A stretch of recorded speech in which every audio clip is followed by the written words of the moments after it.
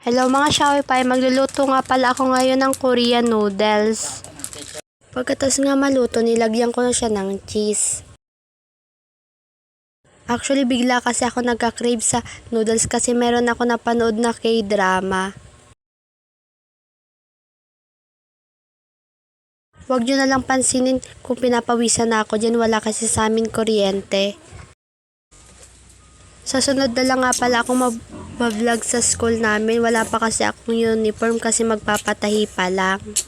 Sobrang sarap niya talaga at mas nagustuhan ko yung flavor niyang cheese. Nang pinatikim ko nga nito si Mami, gustong gusto niya. Hindi rin kasi siya maala. Titirhan ko na lang si Daddy tsaka si Buboy kasi wala sila ngayon sa bahay. Isa lang nga pala yung ganito namin kasi binigay lang naman ni Tita. I-rate ko talaga to ng 10 out of 10. Yun lang naman. Bye bye mga Shopee.